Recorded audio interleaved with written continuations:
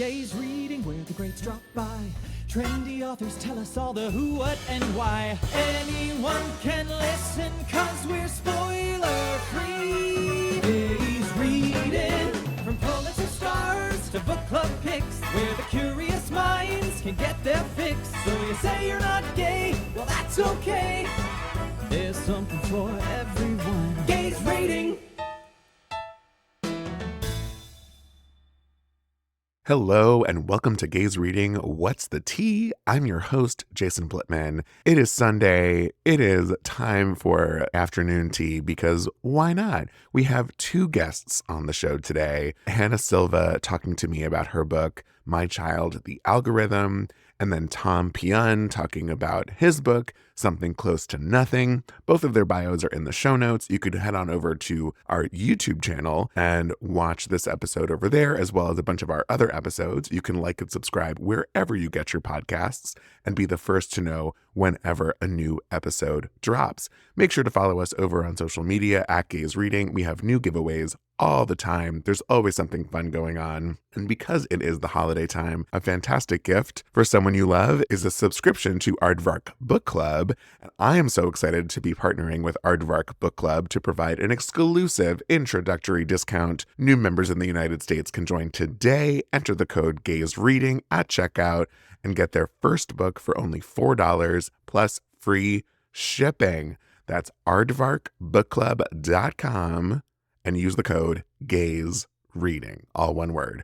Links in the show notes, and welcome to Gaze Reading, Hannah and Tom.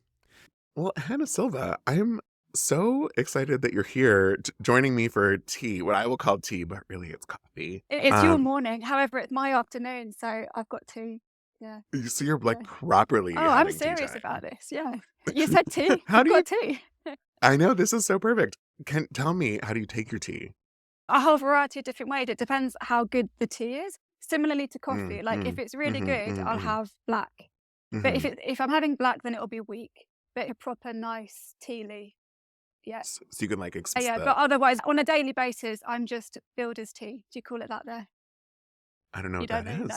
Builder's tea. No. It just means rubbish cheap tea with milk. Just like standard tea that builders will be drinking. So it's like Yorkshire tea. I say rubbish. It's not rubbish. It's fantastic. But Yorkshire tea.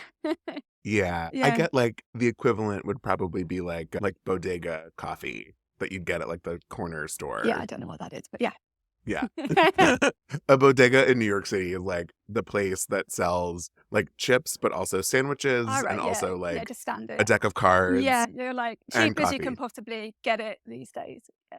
Now that I know how you take your tea, thank you for joining me here to talk about your book, My Child, the Algorithm. The back of the book says, My Child, the Algorithm is a playful and provocative exploration of queer single parenting and love in conversation with an AI algorithm and a toddler. So tell me, what's your tea? What's the tea? Tell me your T, your E, your A. Yes. These do not sum up the book entirely, but here we go. No, I'm very let's bad talk at doing about that. But them. yes, tea, I've got time.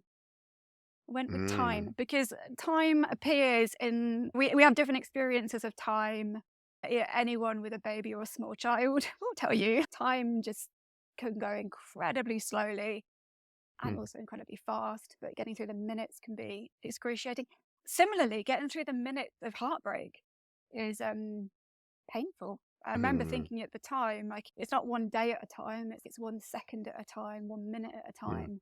And then in a more, talk about queer time, about doing things in a kind of different order. I have a weird life where I feel like I got married and retired in the countryside with a dog in my 20s. And then it turned it all on its head and then got with a woman, had a kid with her, and then found myself living my best queer single life, late 30s into my 40s now.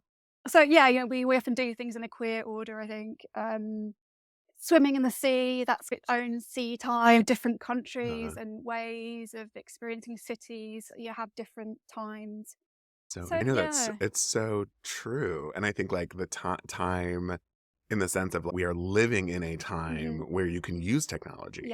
Yeah. Right. So it's really about time. Great work. Great choice. Oh, Great choice.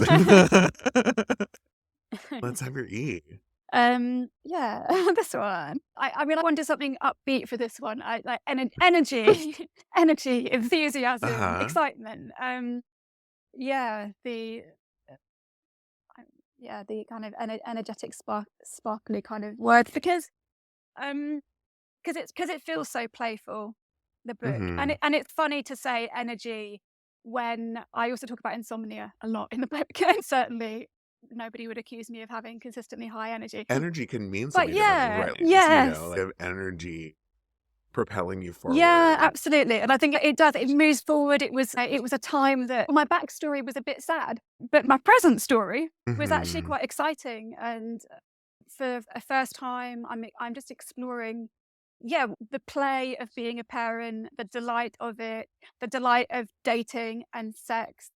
And I also wanted a book that talks about parenting quite a lot, about queer parenting and queer families and alternative ways of Mm-hmm. parenting.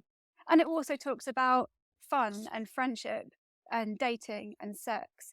And I Mm-hmm. think there's still often a bit of a separation between parenthood and sex and fun. And Sure. I have noticed that when I'm talking about my book, I seem to be talking about one or the other, or this. And they are weird subjects in my book: artificial intelligence and queer parenting and the fun single life. And they do all come, they're all part of it. Yeah. Of course, they all Yeah. exist Yeah. together. And I think back to the word exploration, I think that's That's a another good one. great There you words go. for the That's a book better too. one. Where it's just like there's much an exploration of Yeah, it language, is. of Yeah. life, of all sorts of Yeah, things. absolutely. And I've always, I've never quite understood the writers who write because they have something to say.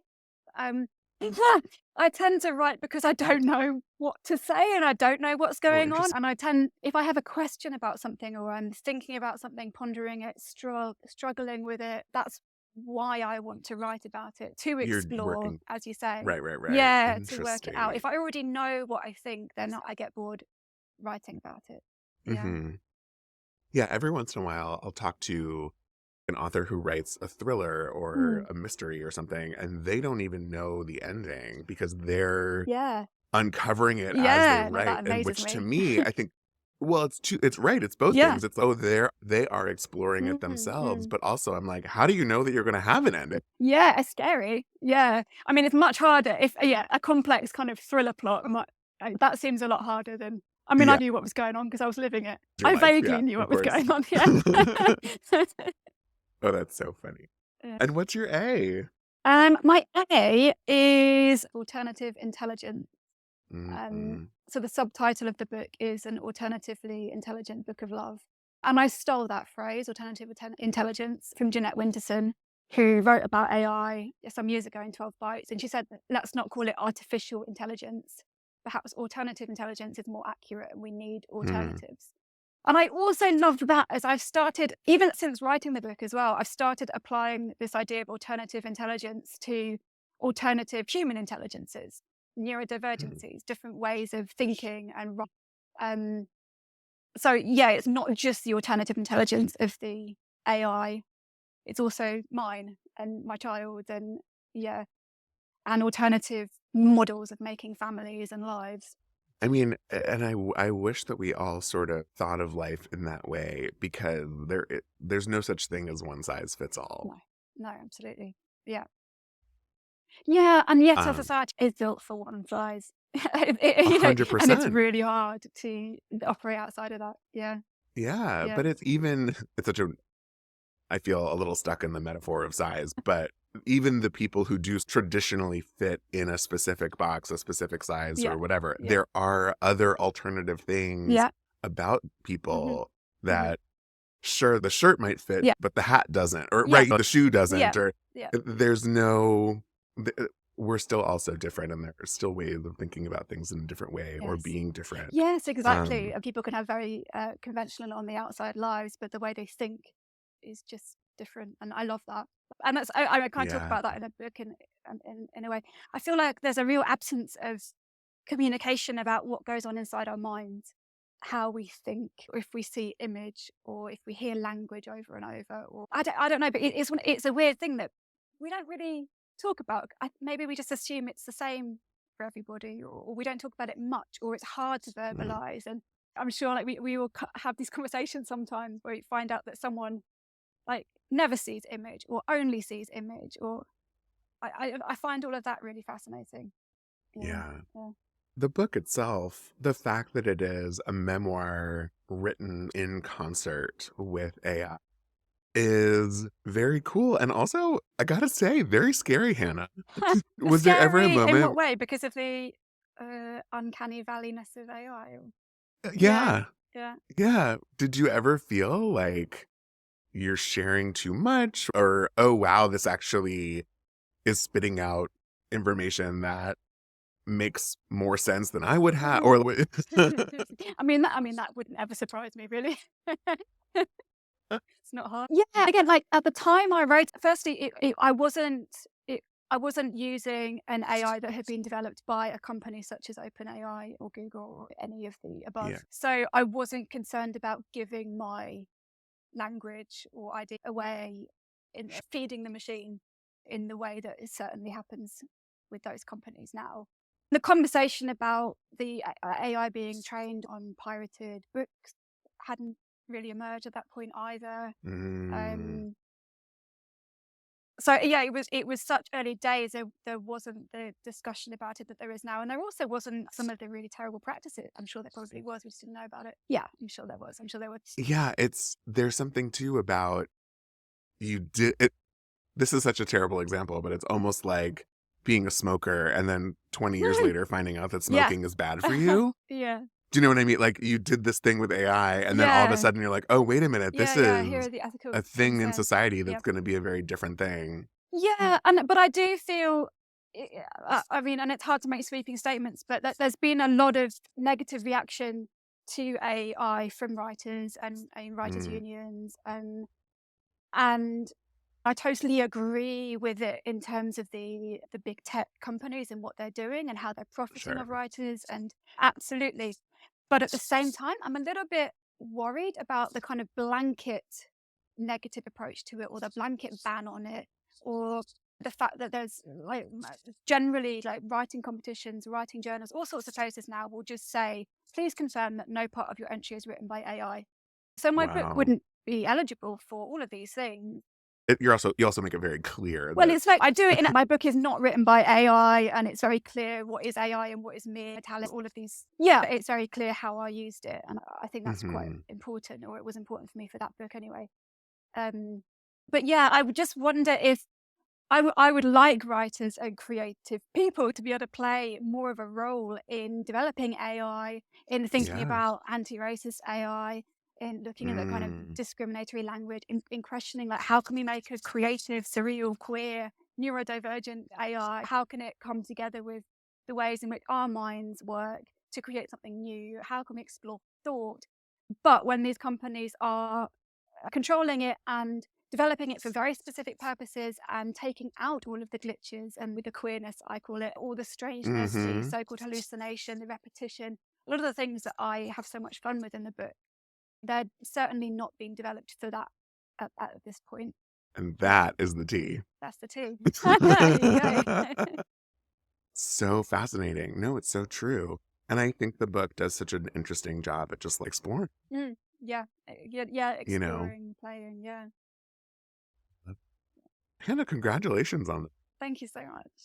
Thank you for sharing it with the world. It's such an interesting experiment slash showcase of what AI can do, but also how it can relate to us Yeah, in yeah, our real world. absolutely. And I think it's Yeah. not about, we don't need to hold AI up against humans. It's not about how human it is, but it can maybe do something different that humans can play with and can tell us about ourselves by reflecting. And to be very fair, it also shows its flaws. Oh, yeah. Yeah. Like breasts. But I wouldn't really call a lot of breasts a flaw, but it's your Fair. perspective. Totally fair. Man, that's so funny. Anyway, thank you so much for being here. Thank you for having me. I'm so glad that we were finally able to Yeah, connect. yeah, me too. Enjoy the rest of your tea. Oh, yeah, just This environment is my your cup. coffee. Yes, this is an excellent cup. It doesn't go cold. It's the right shape. Oh, Yeah. I love I know. that. I've even got a Oh, lid. that's very I've got a smart. lid for it. You Oh, because I'm do. obsessed Is with it having very hot. like a wooden lid? No, it's the same material. It's pottery. Yeah. Oh, like a ceramic. Yes. Oh, I don't know why. It's like giving Wood. Is it it would giving have a wood? wooden lid. Oh, yeah. Yeah. Okay. No, the Right. mug clearly is Yeah. ceramic, but it Yeah. looks like because of the color green, it Yeah. looks like it would have a really beautiful wooden top on it. I don't know. My imagination just decided that. Lovely. That's all. Yeah. Hannah, thank you for being here. Thank you so much for having me. Absolute pleasure. Have a wonderful rest of your You day. too. Too. Tom Pyun, I'm so happy to have you here. So good to be here, Jason. Welcome to Tea Time. You are here to talk about your new book, Something Close to Nothing. Tom, tell me, what's the tea? Do your letters just actually properly describe your book, or do you want to give like an elevator pitch first? Sure, I could try to give an elevator pitch. I've never been a professional salesperson before, but That's I feel like okay. a first Now's the debut time. author is like good practice for that, like going door to door and selling things. But it's about a gay couple in San Francisco, gay male couple in San Francisco, Win Kang and Jared Cahill. One is Korean American, one is white. And they're in their 30s and they're professionals and they're having a child via a surrogate who is currently in the book in Cambodia. Mhm. And so the book starts out, it was with them getting ready to fly off to Cambodia to meet her, and she's about 9 months pregnant. And right before they take off, Win, the Korean American character, decides he doesn't want to be a father anymore, and that kind of catalyzes them going onto their own individual paths of mayhem, fun, chaos, etc. Mhm. And so, what are your letters? What's your T? T is for transgressive. Yes, transgressive. Yeah. Great. Oh, love. Tell me why transgressive. I tried to push some of the boundaries in it around how I was interested in exploring in first person the Mm. tensions that can arise from an interracial relationship. Another good T word. Yes. Tension. Tensions. Uh-huh. I think we're all like past like the loving legal case, and we're all like, yeah, interracial relationships are good and people should be allowed to be in interracial relationships. It's hard to make these assertions in this day and age, but I think for my readership and our intensive purposes, yes. And I think I wanted to explore the more of the complication of that and some of the resentments that sort of build up between interracial couples and all the things you really can't talk about or you don't want to talk about but are thinking and can lead to, resentments, fighting, maybe even breakups. What causes breakup? What are the causes of breakups? Money, maybe sex. And I just wanted to add that in there. And I felt it was something that wasn't explored a lot in books or movies because Sure. it felt a little taboo. Another T word. See, this is why it's fun. You're like, wait, they start to just sprout up. But you're right. It's very interesting because, like, we talk a lot about gay marriage, but not gay divorce. And they weren't married, but they were together a long time. And there's, the aftermath of what happens. Yes, definitely. What's your E? Tell me your E. I was trying to think of something more exciting, but excitement. The impetus for writing this book was I started writing very late in life. I'm 47 now, and I started taking writing classes on a whim at 33, 34. Actually, 35. I think it was 35. I was doing the math and looking calendar. What inspired that? I still have a consulting practice. I work with nonprofits and foundations on strategy and evaluation. And I started that practice probably 5 years before I started writing, but I found myself burning out, like really burning out, and I was working a lot of hours. And also like having a little bit of a spiritual crisis. Like I've always put a lot of kind of weight and and just linked my identity a lot to my career. And just having this existential crisis of, is this all? And just a feeling that something was missing. Yeah. So I read a blog that said that the cure for burnout was creativity. So I started taking hip hop dance classes. I really needed to move more. I was like working a lot of hours, sitting at a desk. I took singing lessons because I sang a lot like in high school and college, and I loved it. And so I wanted to get back to that. And I also took writing classes because I think I wrote a couple business plans when I worked for a big consulting firm, and people said, "Oh, you're a good writer. Did you know that?" And I'm like, "No, I did not know I was a good writer."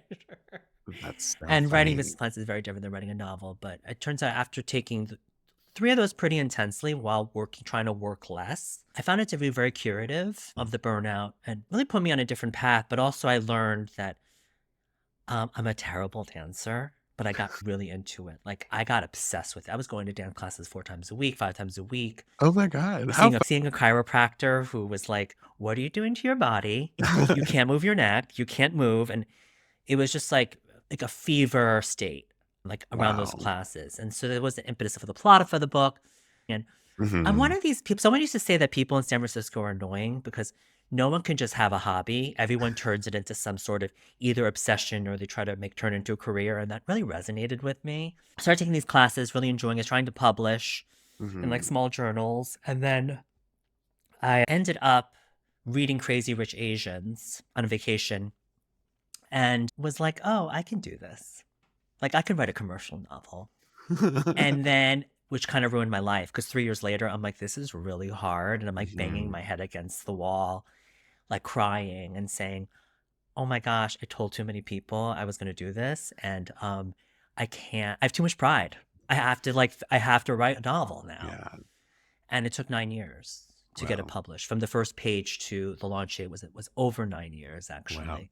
So it's funny because for me, my E that I thought of, you said excitement. Mine was existential crisis.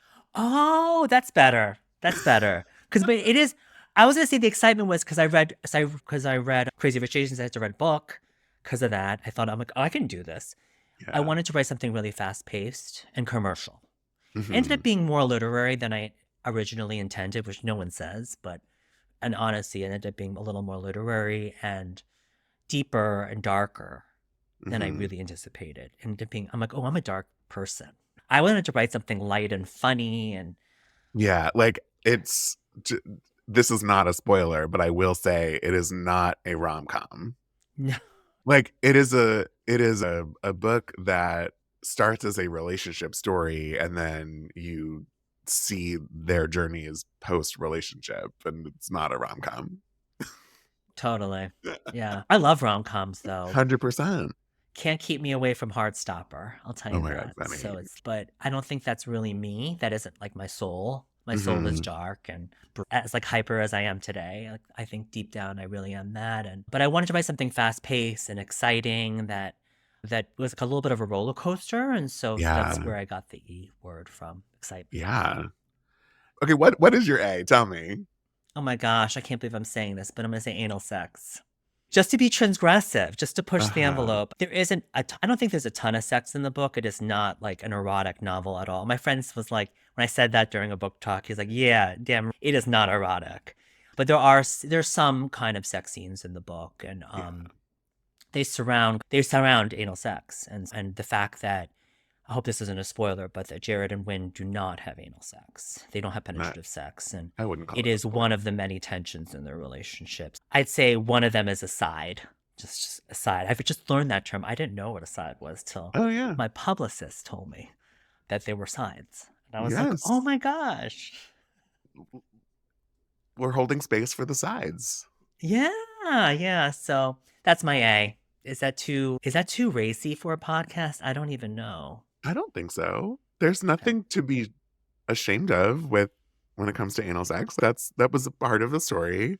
For me, I was thinking assimilation Hmm. because there are themes of that running through the book. Yeah, on 2 dimensions, not on LGBTQ assimilation into corporate America and also Mhm. Wynn's character, who is Korean American but grew up in Connecticut, Westport. Right. And Right. That's you just gave 3 examples of why that was my A. it's so much better than so much better than my A. It is not a competition. We're just sharing. This Yeah. is the point of this is to learn more about the story and about the book through these letters and unpacking it in that way. No, I think that makes total sense. Yeah, I think can you unpack a little bit of what it means in terms of assimilation to you?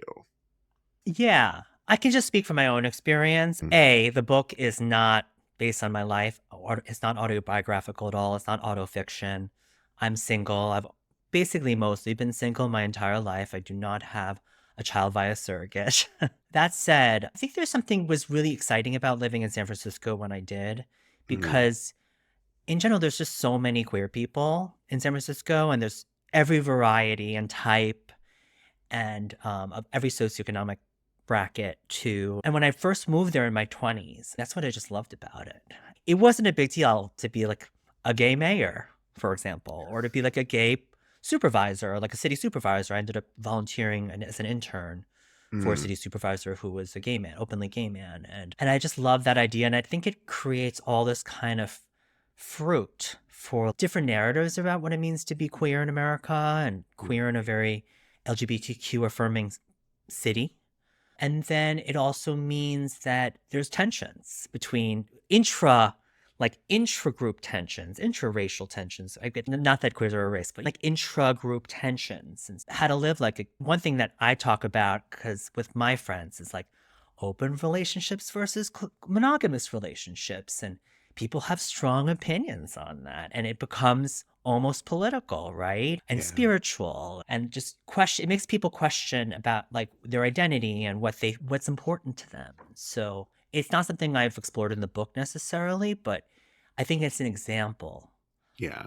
of that and of assimilation. And quite frankly, everything I've seen online, YouTube, kind of little YouTube shorts, are about straight people being in an open relationship. There's a show called Dana and the Wolf that I just cannot stop watching, I think. And it's just about a straight couple who are in a polyamorous or open relationship. Actually, I don't know what the category is, How they define it. how Yeah. they defined it off the top of my head, but I think there is that tension there and in terms of assimilation. And then for me, I grew up on Long Island, like Jared, the white character, actually. And I don't speak any Korean. My parents came over in the 50s. They came over in their 20s. They decided when we were all born that it'd be better to teach us English first. And we know how that goes, is that you don't learn the motherland language. Yeah.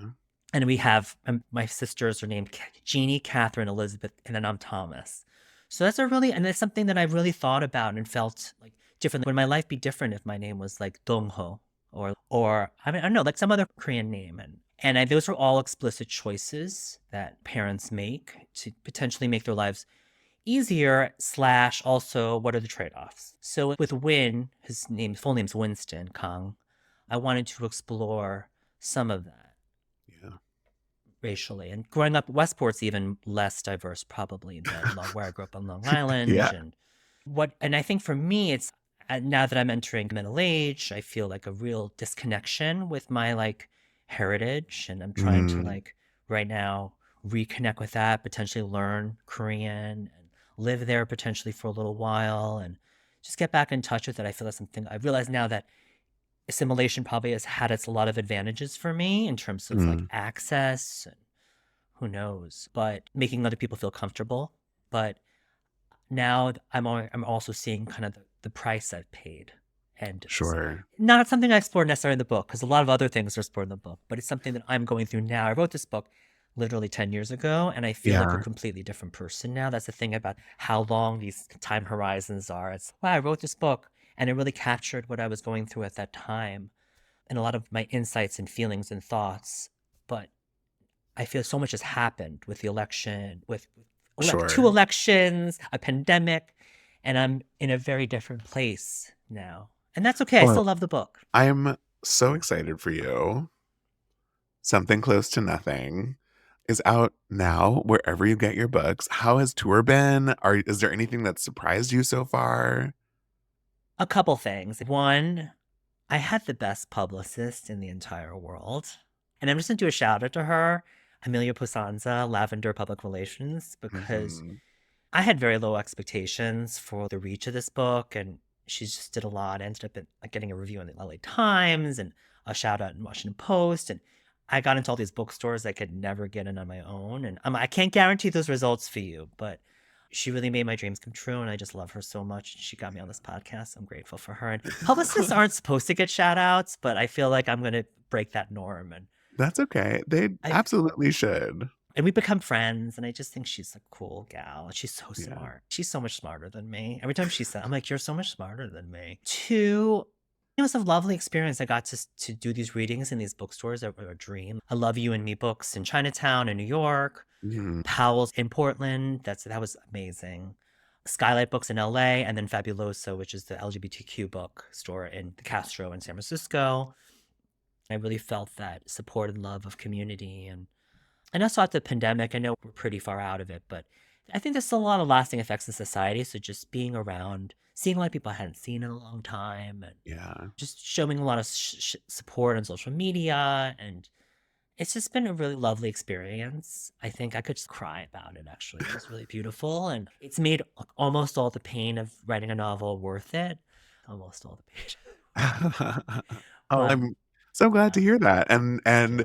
as you are in the trenches of this next one, harness those emotions and feelings to help buoy you through. Thank you. I will. Tom, thank you so much for being here. Thank you for tea time with me. Jason, thank you so much. This is such a joy. Thank you, Hannah. Thank you, Tom. Everybody, thanks for joining me today on this extra special What's the Tea Sunday. And I will see you at our regularly scheduled time on Tuesday for our season finale of Gaze Reading. Have a great rest of your day, everyone. Bye.